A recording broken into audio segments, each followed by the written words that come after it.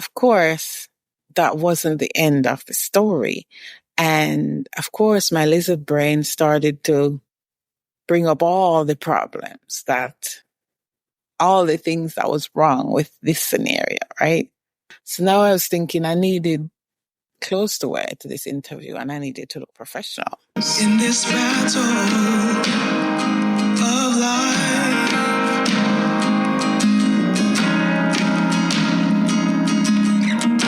it's hard to keep your head above the water to win this fight.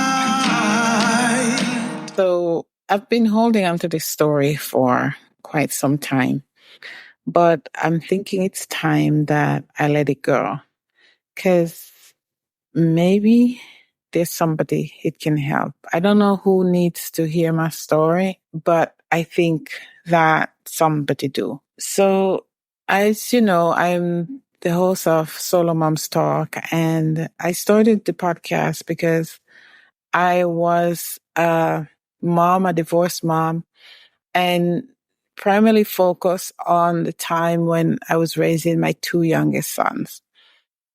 So I have a story about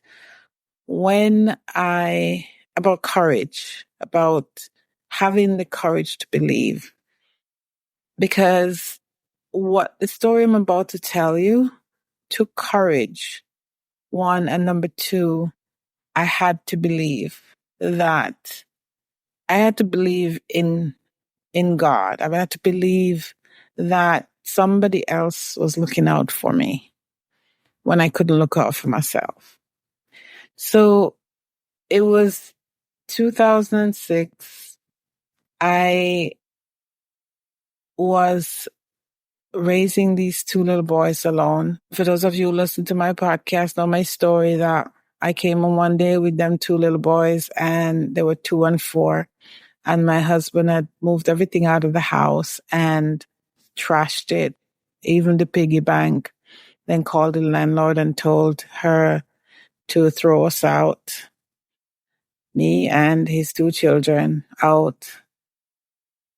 And it was a difficult time. I there were a lot of times I wanted to kill myself, but I knew that those children were my responsibility. And I was all they had.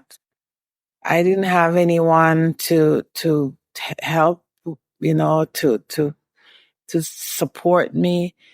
I didn't hear from him. When he left, I didn't hear from him for 2 years. So I gave up on him. I didn't care anymore. But life got difficult in 2006. Like chicken had come home to roost, so to speak.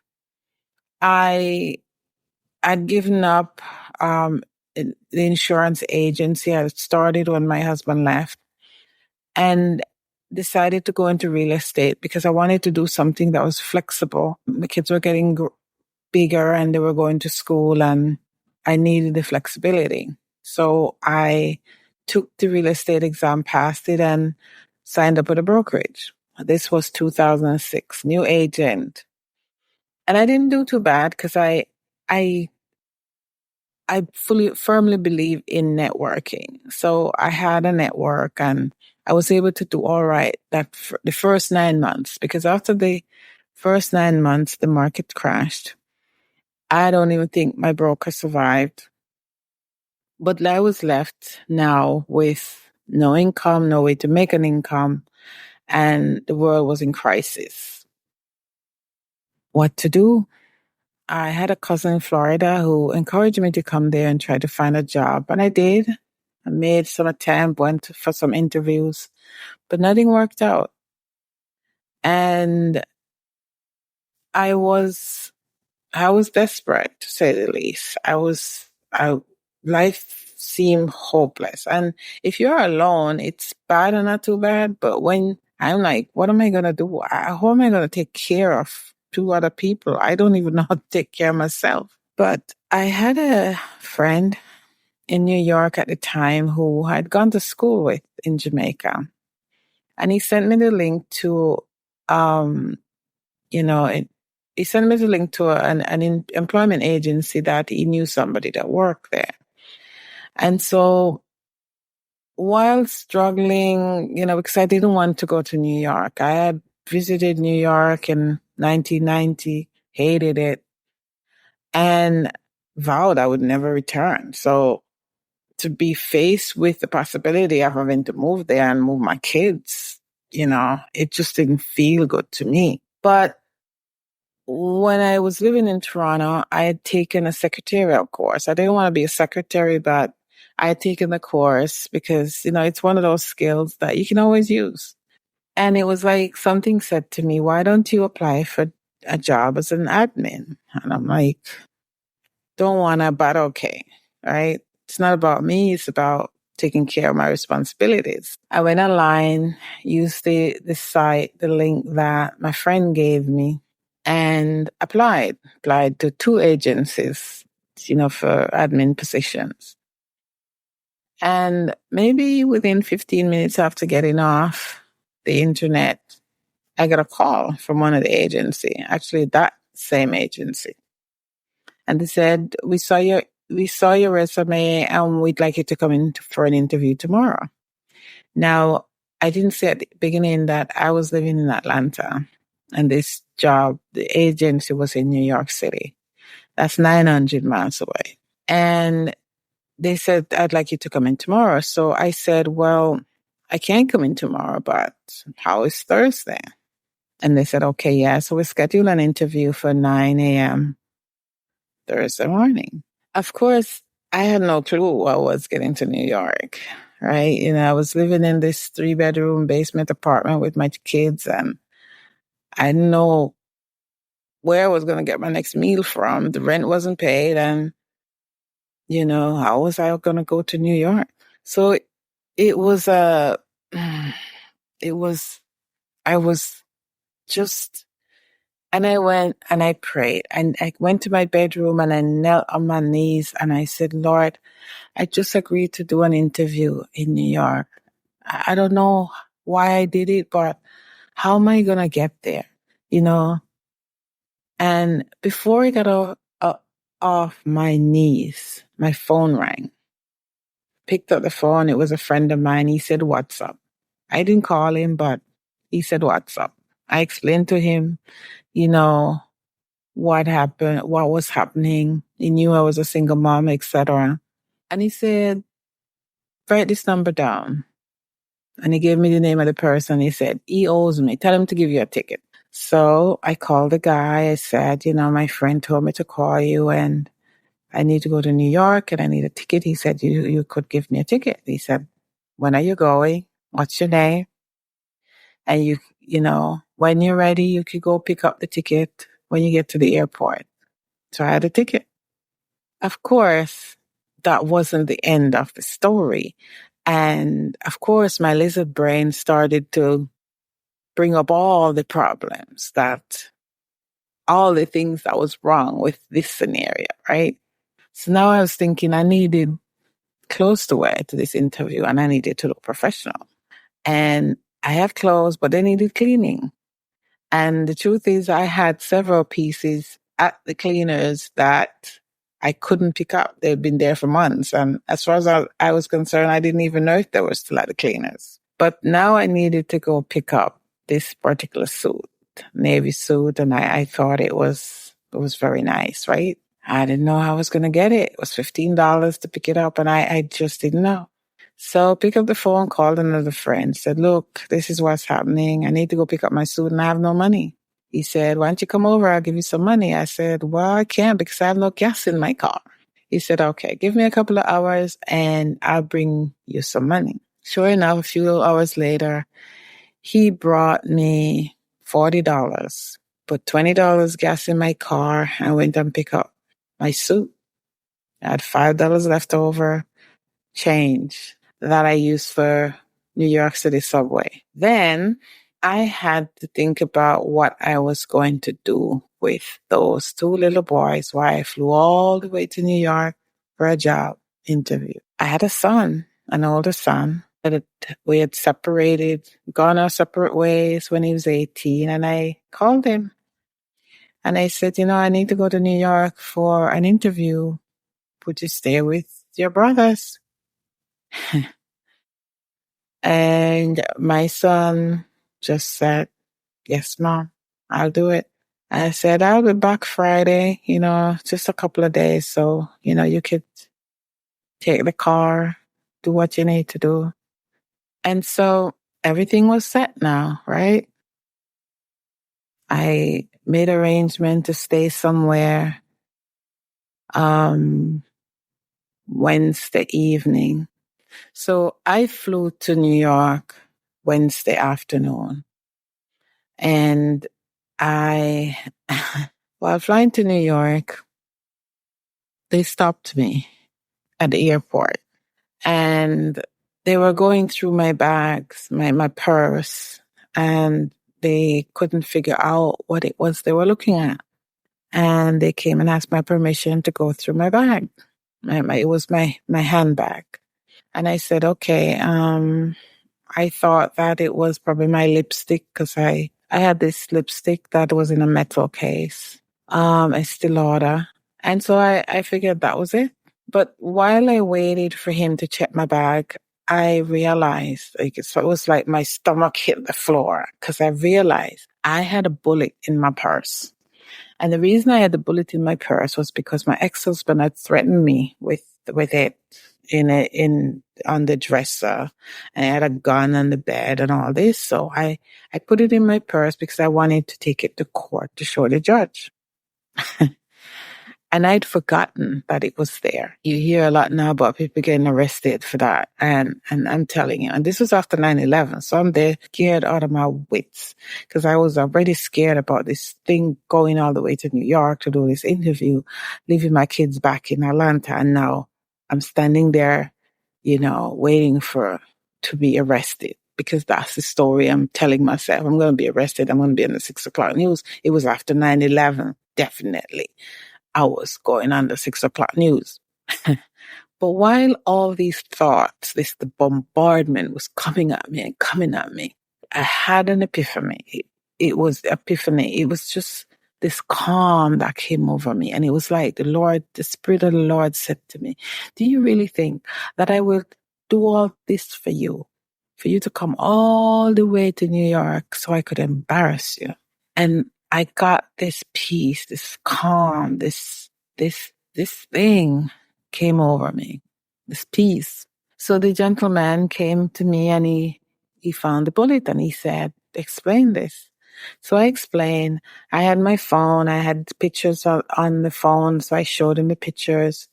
And he said, well, I have to talk to my supervisor about this because, So I said, okay, I understand. He went to the supervisor. He spoke with the supervisor. The supervisor came with, explain this. So I explained it to him. I told him what was going on and how I had come to have that on me. And he said, this is what he said. I can't put this in the system because if I put this in the system, that would be it. But I also can't give you this back. Enjoy your trip.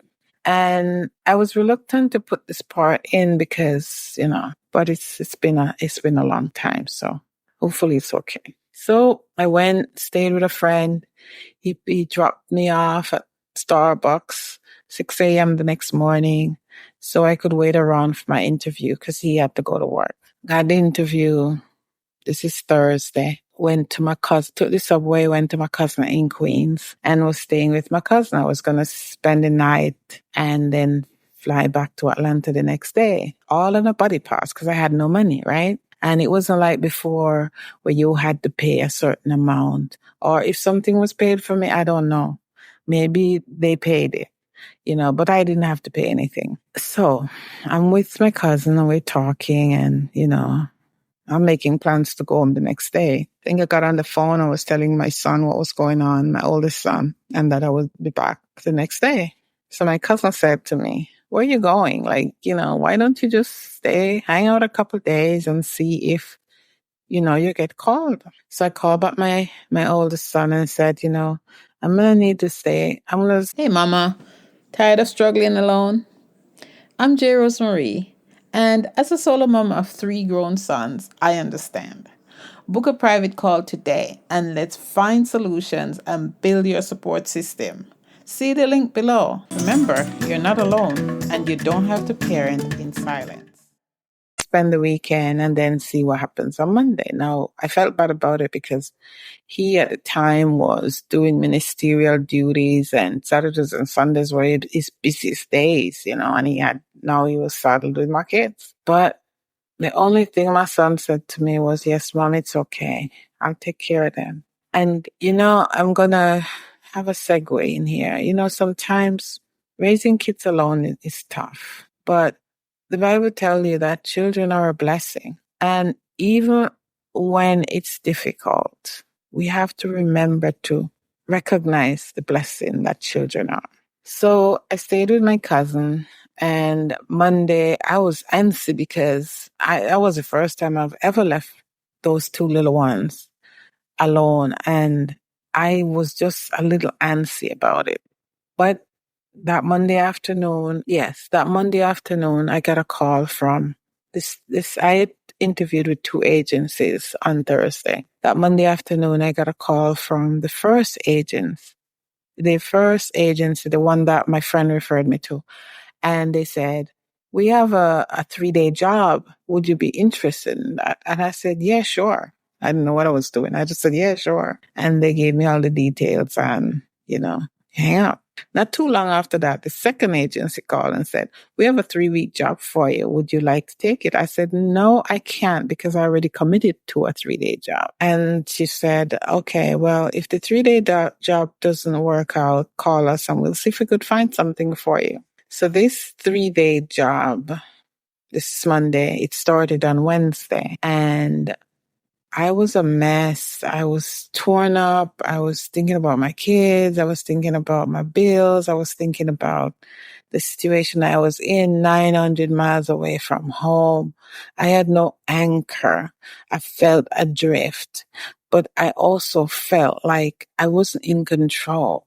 Someone else was in control. God was in control.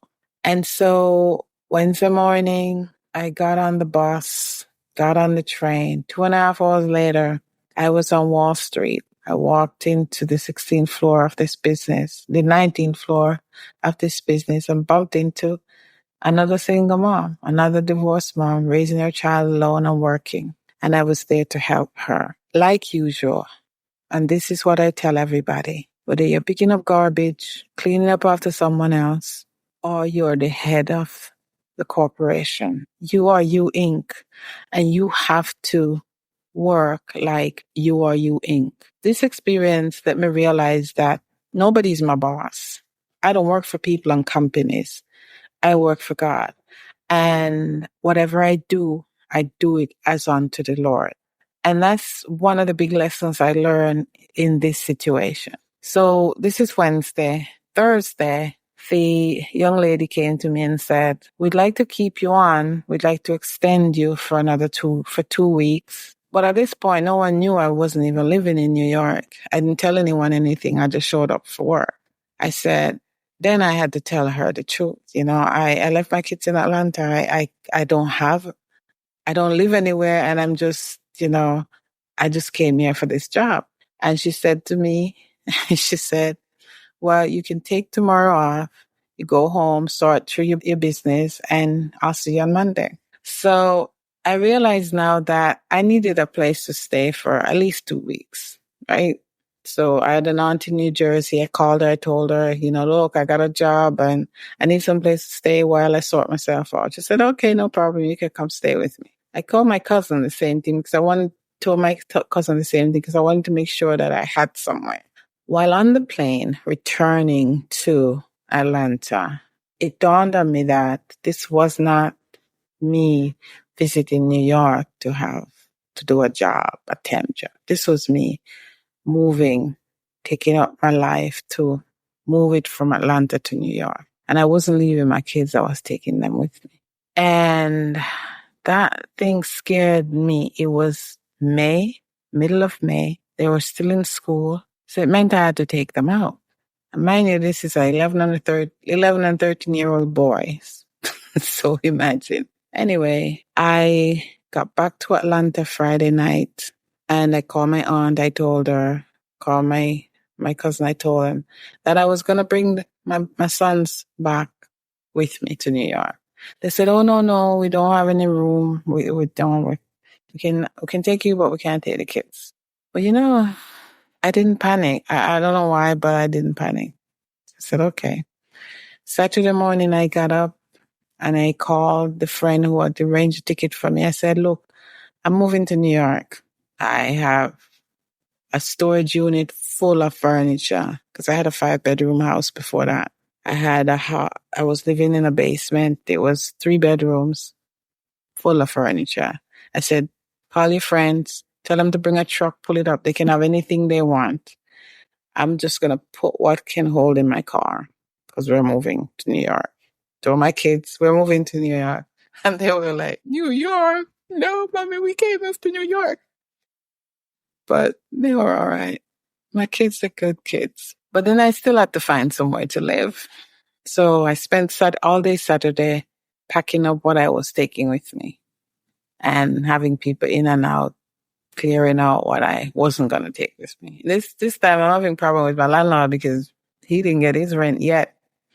And I told him I was moving to New York. And anyway, that's a whole nother story. But so when everything had died down Saturday evening now, I started to focus on when I get back to New York, when I was driving back to New York, where was I going to stay? And it wasn't even about me. I mean, I could have stayed in my car and make it work. But I had 2 kids, right? So what was I going to do? And again, another lesson is keep your contacts fresh, connect with people, make time to build connection with people. I had a friend, I called all these people friend. This person I've never met, still I haven't met him all this time. He was a mortgage broker. He moved from New York to Florida. So I never met him. And I called him and I said, since I knew he lived in New York, I said, do you know anybody in New York who has a room to rent? Because I'm like, a room would do for now. And he said, why? I told him why. He said, I have a room in Queens. And I'm like, so, okay, how much? And he said, don't worry about it. We can sort it out when you get there. So Saturday night, the night before I was supposed to leave to drive back to New York, I had a place. So Sunday morning at 6:30 a.m., got in my car, packed full. My 2 little boys were just stuck. One was in the front, one was stuck in the back with all our stuff, trunk full. And I got in that car and drove, and I drove, and I started driving, and I drove, and I drove, and I drove. And I did not reach that room in Queens till 3 a.m. Monday morning because I got lost in New York City at night, right? And thankfully, this landlord, now my new landlord, stayed on the phone with me and guided me and talked me into how. Because I had a 2001 Toyota Camry. There was no GPS, right? And so he talked to me until we got to this place. I'm telling you. I walked in that place and turned on the light and the inhabitants just scattered all over. You know what I mean? All it was a double bed and a double mattress and box spring on the floor. A cabinet with a TV on top of it. That was it. The bathroom hadn't been cleaned in years, I don't think. But I travel with my sheets. I always travel with my spread, and I spread it over the bed and I said, you guys lay down. And I lay down next to them. Next morning at 6 a.m., my phone rang. And my friend said, aren't you going to work? And I said, I just got in at 3 a.m. And he said, well, it's your first day. You can't not go. I figured it was right. And, I had to just run to the bathroom, do the needful, put my clothes on, And, I'd figured out the bus and everything beforehand. 2.5 hours it took me. 2.5 hours it took me to get to my destination. A week later, the manager came to me and said to me, we like your work. We like how you work. And so we're going to extend you for another 2 weeks. But in the middle of those 2 weeks, I want to have a conversation with you about, working for us. And I'm telling you, I was able to negotiate my salary, my benefits, just everything. I mean, it was just, I don't know, it just happened. And I was in that job for 17 months. And we got laid off. It was expected. Got my bonus. Got unemployment. My landlord didn't even know because I had moved then. There's several things that happened, and that's in my book. I have a book called The Courage to Believe, and that's the in-between is in that book. But by this time I was living in Brooklyn, and my landlord didn't even know I was out of work because I was never late with my rent. We had food. I mean, I even started school during that time. But 3 months later, I got a call from another manager at the same place of employment. And he asked me if I'm still looking for work because another manager in another department was hiring. And I want to tell you something about this manager that called me. Before I left, he was one of those people who was going to be axed, right? And I think he was a little bit down about it because, he had his family and stuff. And I found myself encouraging this man, and I think, I'm not going to say how it happened, but maybe he remembered that I encouraged him, and he reached out to me when he knew this position had come up. And I went in, I interviewed, got the job. And before I know it, I got another job, which I stayed at for 11 years.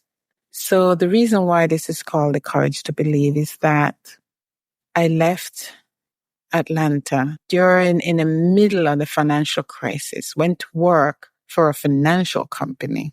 And when I moved, I was only guaranteed 2 weeks. Originally, it was a 3-day job that I accepted. Then they extended to 2 weeks. So I had to go back and move my kids, move my body, myself to New York. Didn't know where I was going, but God provided.